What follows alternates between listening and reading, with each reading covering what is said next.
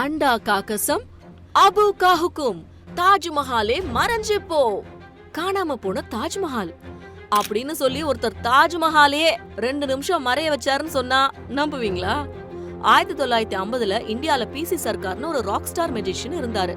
Our show பண்ணாலே full கிரௌடா இருக்கும் and அதுதான் அன்னைக்கு ஹாட் டாபிக் ஆஃப் தி டவுனாவும் இருக்கும். அவரோட லைவ் இல்யூஷன்ஸ் எல்லாம் இந்த உலகத்தையே ஷாக்ல போட்டுருக்குன்னா பாத்துக்கோங்க.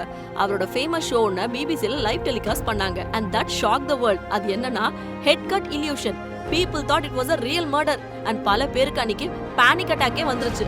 இது மட்டும் இல்லாம இன்னும் பல சிக்னேச்சர் ட்ரிக்ஸ் பெர்ஃபார்ம் பண்ணுவாரு. Like rope trick, flying carpet, mass hypnotism, forced writing, blindfold cycling, இது மாதிரி இன்னும் நிறைய இருக்கு. இதெல்லாம் நமக்கு இப்போ கேட்கும்போது நிறைய பேர் இதெல்லாம் பண்ணுவாங்களேன்னு தோணலாம். ஆனா 1950லயே இது எல்லாத்தையும் பண்ணிருக்காரு. ஏன் இன்னைக்கு பண்ற இவங்க எல்லாம் கூட இவரோட ஃபாலோவர்ஸா இருக்கலாம். பிகாஸ் இவர் இறந்து போனதுக்கு அப்புறம் இவரோட பையன் இது எல்லாத்தையும் ஃபாலோ பண்ணி கொண்டு வந்தாரு. பல பேருக்கு கத்து கொடுக்கவும் செஞ்சாரு. அதனாலேயே மக்கள் அவரை பிசி சர்க்கார் ஜூனியர்னு கூப்பிடுவாங்க. PC Sorcar Indian illusions plus mathematics tricks பண்ணி உலகம் ஃபுல்லா வியக்க வச்சாரு. அவர் இந்த விஷயத்தை எவ்வளவு லவ் பண்ணாருன்னா உடம்பு சரியில்லாம இருந்தப்போ கூட பெர்ஃபார்மன்ஸ் பண்ணிருக்காரு.